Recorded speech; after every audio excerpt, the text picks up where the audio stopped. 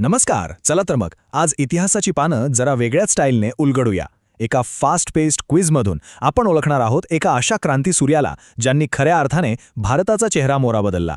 मग तयार आहात का? Let's go. आणि आपला पहिलाच प्रश्न एकदम थेट आहे. जरा विचार करा, 19व्या शतकातला तो काळ जेव्हा स्त्रियांना घराच्या उंबरठ्या बाहेर पडायचीही मुभा नव्हती. अशा वेळेस कोणी एका व्यक्तीने त्यांच्या शिक्षणाचा पाया रचला. कोणाला ओळखतो आपण भारतातील स्त्री शिक्षणाचे जनक म्हणून? आणि उत्तर आहे ज्योतिराव गोविंदराव फुले, ज्यांना आपण सर्वजण आदराने महात्मा म्हणतो. ही गोष्ट फक्त एका शाळेची नव्हती, तर एका प्रचंड मोठ्या सामाजिक क्रांतीचीही नांदी होती. त्यांनी फक्त एक शाळा नाही उघडली, तर कोट्यवधी मुलींसाठी ज्ञानाचे दरवाजे कायमचे उघडून दिले. ओके, आता थोडं इतिहासात मागे जाऊया. कल्पना करा, तो काळ भारतात ब्रिटिश राजवट आहे आणि समाजात जुन्या रूढी परंपरांनी अगदी घट्ट पाय रोवलेत. अशा काळात या क्रांतीसूर्याचा जन्म कोणत्या वर्षी झाला असावा?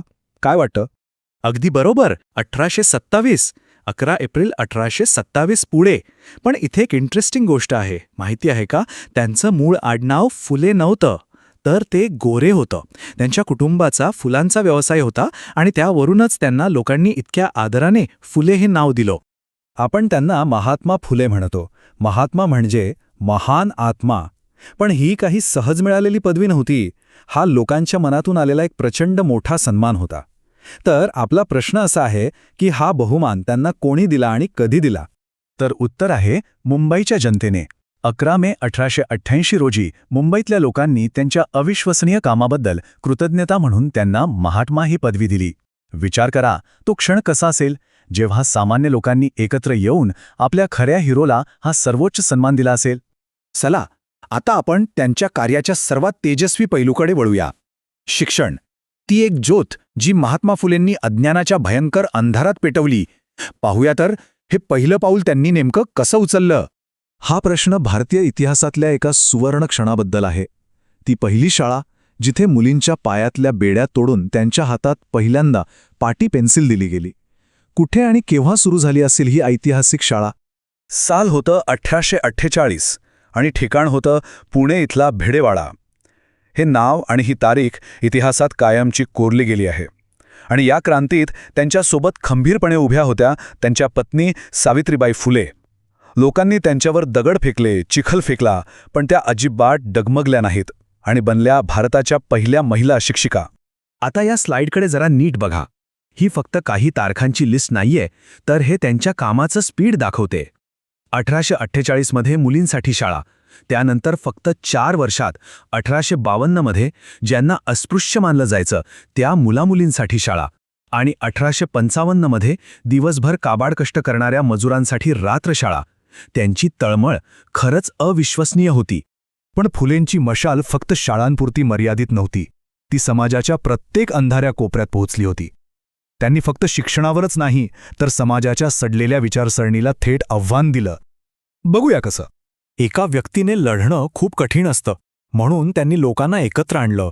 समानतेसाठी लढणाऱ्या त्या ऐतिहासिक संस्थेचं नाव काय होतं, आठवतंय का? त्या संस्थेचं नाव होतं सत्यशोधक समाज, म्हणजे सत्याचा शोध घेणारा समाज. स्थापना झाली 24 सप्टेंबर 1873 रोजी आणि उद्देश अगदी स्पष्ट होता. कोणत्याही मध्यस्थाशिवाय थेट सत्याचा शोध घ्यायचा आणि समाजाला ब्राह्मणी वर्चस्वातून आणि मानसिक गुलामगिरीतून बाहेर काढायचं. ही फक्त एक लिस्ट नाहीये. जरा विचार करा, त्या काळात जातीव्यवस्थेवर प्रश्न विचारणं म्हणजे धर्मद्रोह मानला जायचा. अस्पृश्यतेच्या विरोधात बोलणं म्हणजे थेट समाजातून बहिष्कृत होणं. आणि बालविवाह किंवा विधवांच्या केशवपणासारख्या क्रूर प्रथांविरोधात उभं राहण्यासाठी किती प्रचंड धाडस लागलं असेल. फुलेंचं कार्यक्षेत्र फक्त मैदान नव्हतं, तर कागदही होता. त्यांनी ओळखलं होतं की लोकांचे विचार बदलायचे असतील तर शब्दांसारखं दुसरं कोणतंही शस्त्र नाही. त्यांची लेखणी खरंच तलवारीपेक्षाही जास्त धारदार होती. त्यांच्या एका पुस्तकाने तर वैचारिक जगात अक्षरशः भूकंप घडवून आणला होता. कोणतं होतं ते पुस्तक ज्याने गुलामगिरी आणि जातीव्यवस्थेची इतक्या परखडपणे चिरफाड केली? ते पुस्तक म्हणजे गुलामगिरी. 1873 मध्ये प्रकाशित झालेलं हे पुस्तक म्हणजे एक वैचारिक बॉम्बस्फोटच होता.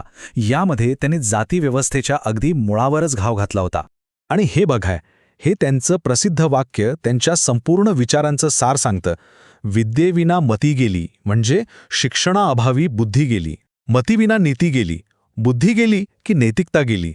ही एक साखळी आहे जी अज्ञानामुळे सुरू होते आणि शेवटी समाजाचा पूर्ण विनाश करते. किती सोप्या शब्दात किती मोठा विचार मांडलाय. त्यांची लेखणी फक्त जातीव्यवस्थेवरच थांबली नाही. शेतकऱ्याचा असूड या ग्रंथातून त्यांनी शेतकऱ्यांवर होणाऱ्या शोषणाला वाचा फोडली आणि सार्वजनिक सत्यधर्म हा त्यांचा शेवटचा ग्रंथ, जो त्यांच्या मृत्यूनंतर प्रकाशित झाला, तो तर त्यांच्या वैश्विक आणि मानवतावादी विचारांचा एक खूप महत्त्वाचा दस्तऐवज आहे. फुले हे फक्त इतिहासातले नाहीत, तर ते वर्तमानात आणि भविष्यातही तितकेच महत्त्वाचे आहेत.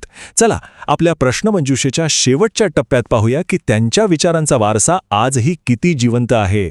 असं म्हणतात की प्रत्येक महान शिष्याला एक महान गुरु असतो. तर भारतीय इतिहासातील एका महापुरुषाने महात्मा फुले यांना आपले गुरु मानले आणि त्यांच्याच कामाला पुढे नेले. ओळखलं का, कोण होते ते महान नेते? हो, ते होते दुसरे कोणी नाही तर भारतीय राज्यघटनेचे शिल्पकार डॉक्टर बाबासाहेब आंबेडकर. आंबेडकरांनी फुले यांच्याकडूनच सामाजिक न्यायाची, समानतेची आणि शिक्षणाची प्रेरणा घेतली. असं म्हणता येईल की फुलेंनी सुरू केलेला लढा आंबेडकरांनी एका वेगळ्याच उंचीवर नेऊन ठेवला. 18 नोव्हेंबर 1890 या दिवशी महात्मा फुलेंचा देह जरी पंचतत्वात विलीन झाला असला तरी त्यांचे विचार ते आजही अग्नीसारखे धगधगत आहेत. त्यांनी एक शरीर सोडलं, पण जाता जाता कोट्यावधी लोकांच्या मनात विचारांची क्रांती पेरून गेले. आणि आता शेवटचा प्रश्न, ज्याचं उत्तर सगळ्यांनीच द्यायचं आहे. आजच्या काळात जेव्हा आपण अनेक नव्या आव्हानांना तोंड देत आहोत, तेव्हा महात्मा फुले यांचा कोणता विचार आपल्याला सगळ्यात जास्त मार्गदर्शक ठरू शकतो? त्यांचं शिक्षणविषयक कार्य, समानतेचा आग्रह की सामाजिक न्यायासाठीचा लढा? आपलं मत काय आहे? आम्हाला खाली कमेंट्समध्ये नक्की सांगा.